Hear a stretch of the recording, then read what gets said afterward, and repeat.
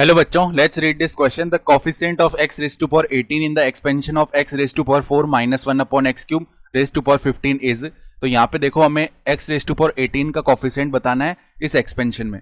Start कर लेते हैं हम की कॉन्सेप्ट से।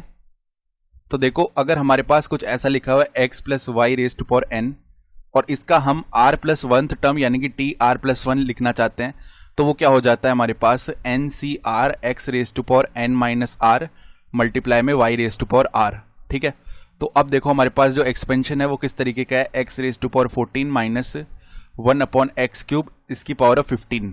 तो अगर हम इसका r प्लस 1th टर्म लिखना चाहें यानी टी आर प्लस 1, वो कितना हो जाएगा 15 सी आर और x रेज टू पावर 4 क्या लग जाएगी 15 माइनस आर और मल्टीप्लाई में देखो माइनस 1 अपॉन एक्स क्यूब इसकी पावर लग जाएगी r।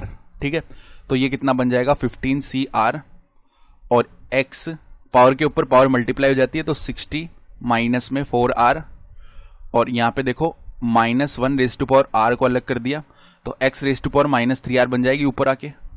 तो फर्दर ये कितना बन जाएगा 15 सी आर, क्योंकि बेस से सेम है तो पावर्स ऐड हो जाती हैं। ठीक है, तो x और x बेस सेम है तो x raise to power 60 minus 4 r minus 3 r यानी कि 60 माइनस में कितना हो जाएगा ये 60 माइनस में 7 आर मल्टीप्लाई में minus 1 raise to power are.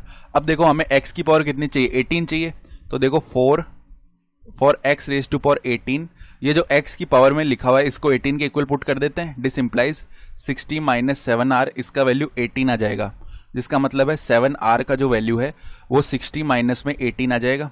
ठीक है, तो 7 आर का जो वैल्यू है वो यहाँ से देखो कितना आ जाएगा हमारे पास, अगर हम निकालना चाहें तो ये 42 आ जाएगा। तो r का वैल्यू जो है वो 42 अपॉन 7 यानी कि 6 आ गया। तो r का वैल्यू 6 रखने पे हमें x रेज टू पावर 18 मिल जाएगा।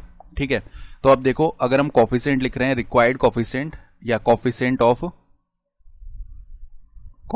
Of x raise to power 18, तो वो देखो कितना आ जाएगा, यहाँ पे 15c और r का वैल्यू 6 हो गया तो 15c6 और देखो ये जो x है इसकी जगह तो 18 आ गया, तो कोफिशिएंट में इसको नहीं लिखेंगे, minus 1 raise to power r यानी माइनस 1 की पावर 6। तो माइनस 1 की पावर 6 माइनस 1 की पावर 6 कितनी होती है 1 ही होती है। तो 15c6 देखो एक और फॉर्मूला जानते हैं हम कि ncr अगर लिखा हुआ है ncr इसको लिख सकते हैं n factorial upon n minus r factorial multiply में r फैक्टोरियल। इसका यूज यहाँ पे हो जाएगा तो 15c6 को लिख सकते हैं 15 फैक्टोरियल अपॉन 15 माइनस 6 यानी कि 9 फैक्टोरियल मल्टीप्लाई में 6 फैक्टोरियल मल्टीप्लाई में 1 है। तो अब देखो 15 फैक्टोरियल को लिख सकते हैं 15 मल्टीप्लाई में 14 मल्टीप्लाई में 13 मल्टीप्लाई में 12 मल्टीप्लाई में 11 मल्टीप्लाई में 10 मल्टीप्लाई में 9 factorial whole upon value 9 factorial को एज इट इज रखा और 6 फैक्टोरियल को लिख सकते हैं 6 multiply by 5 multiply by 4 multiply में 3 मल्टीप्लाई में 2 मल्टीप्लाई में 1। तो 9 फैक्टोरियल डिवाइड हो गया। यहाँ से देखो पहले तो क्या होगा, हम क्या कर सकते हैं 6 12 को 2 टाइम्स डिवाइड करेगा, 2 2 से डिवाइड हो जाएगा। उसके बाद यहाँ पे हम क्या बोल सकते हैं 5 जो है 15 को 3 टाइम्स डिवाइड करेगा, 3 3 से डिवाइड हो जाएगा। फिर 2 से डिवाइड करें 4 2 टाइम्स हो जाएगा, 14 7 टाइम्स हो जाएगा।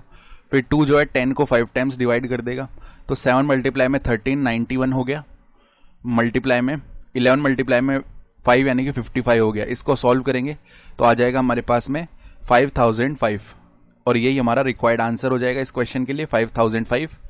तो ये हमारा आंसर हो गया। I hope you understood this explanation. Best of luck.